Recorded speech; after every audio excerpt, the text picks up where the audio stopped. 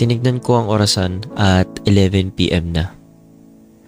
Hindi ko alam kung mag-aantay ba ako sa tawag. Hindi kaya baka nababati namin? Dahil inaantay ang tawag? O dahil dun sa tinanim niya at hinukay ko na latang kahon?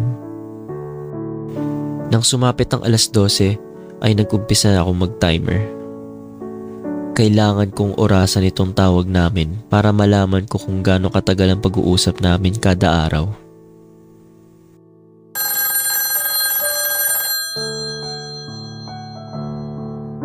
Hello? Celeste! Mabuti naman at andyan ka. Nasa mabuti ka bang kalagayan? Oo, Celeste. Ikaw, kamusta ang lagay mo dyan? Maayos ka lang ba? Hindi tayo nakapag-usap kagabi. Nag-alala ako. Mabuti naman ako, Ellie.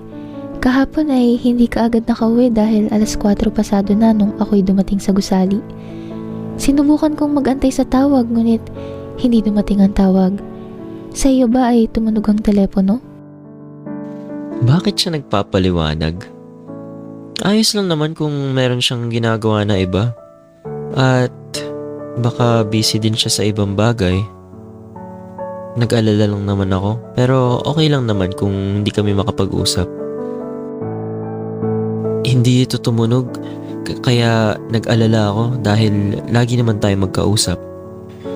Ito rin ang unang beses na hindi tayo nagkausap at hindi tumunog ang telepono sa akin. Paumanhin, Ellie. Hindi mo kailangan humingi ng paumanhin. Ayos lang naman yun. Walang problema sa akin. Ang importante ay alam kong maayos ka. Pag naririnig ko sarili ko, nagugulat ako na lumalabas sa bibig ko yung ganun. Ang corny ko pala. Paumanhin sapagkat abala kami sa pag-aayos ng mga sulatin at pagkakalap ng impormasyon. Ayos lang. Ano ka ba? Siya nga pala, matanong ko lang.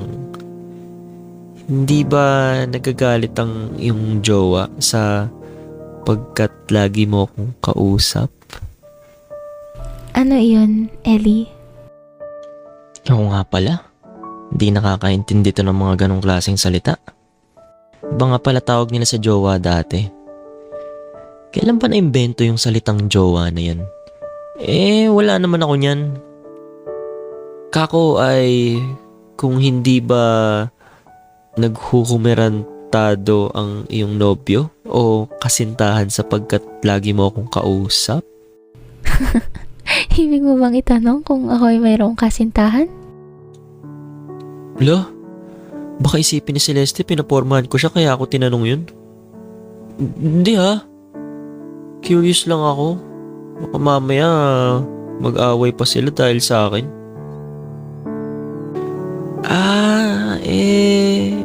Oo, siguro.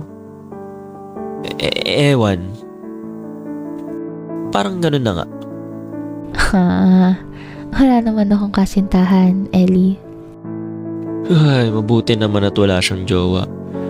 Baka mamaya seloso pala yun. Tapos magselos pa sa akin.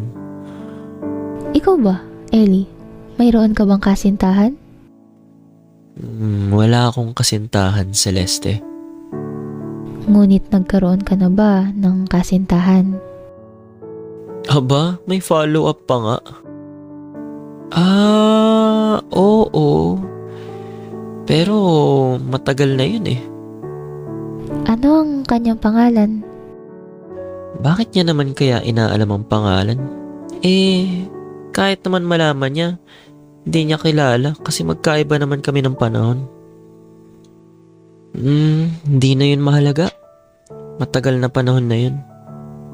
Pero ibig ko lang sana itong malaman. Huwag na natin yun pag-usapan. Hindi na yun mahalaga. Saglit na wala si Celeste sa linya. Hello? Andyan ka pa ba? Kung ayaw mong pag-usapan ay... Nagsiselos ba siya?